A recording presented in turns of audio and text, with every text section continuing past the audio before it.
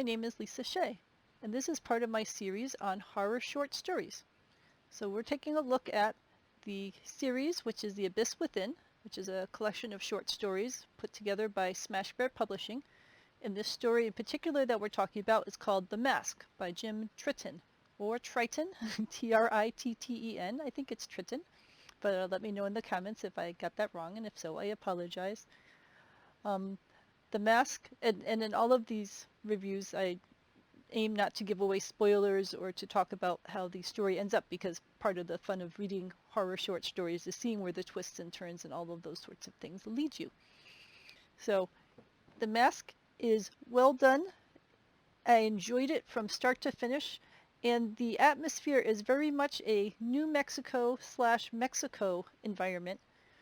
And my sister lives down there, and I've been there a number of times. It's a beautiful part of the world, and I like the way that he brings a lot of this to life. He starts out with a person who is visiting Mexico, but the person is visiting there for genealogical reasons, and he's talking with the local Mexicans about the genealogy and the history, and I love those kinds of details. This is my cat Zuzu, who decided that she wants to come participate in this discussion. So I love the fact that they incorporate the Spanish language in here, that he's talking about actual locations, the actual history, the way that the conquistadors interacted with the indigenous people, and it's just very well done in general. He brings a lot of, I'm just watching the cat, he brings a lot of the actual descriptions of the historical items into this, the way that they talked about masks, the way the masks were built, the reason that they used masks, the types of weapons that they used back then.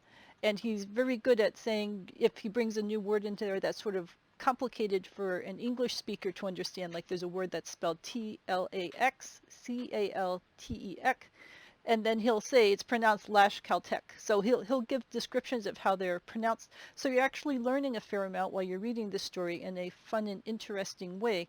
You're learning about how these different cultures interacted. We know in general that the conquistadors were not very good to the Native Americans or the native indigenous people down in this region.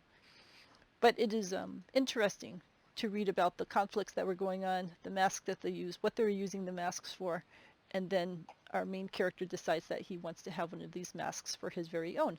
And he learns more about his own genealogy and history and how his family was involved with all of these things. So not only is there a great horror story involving this mask and involving the meaning behind the mask and so on, but there's also a lot of great environment and history and the characters and the sense that this is something that has gone on for centuries, and that there's reasons that it's all a very well put together worldview. So I enjoyed all of this very much. I love the way that the characters look at the situations that they're in and try to think about them. Sometimes in horror stories, people do things where you are yelling at the screen or yelling at the book because it doesn't make sense to you why these characters would do these sorts of things. And in this one, he does a very good job of grounding the character in this world and thinking about the kinds of reasons that he'd be interested in the things he's interested in.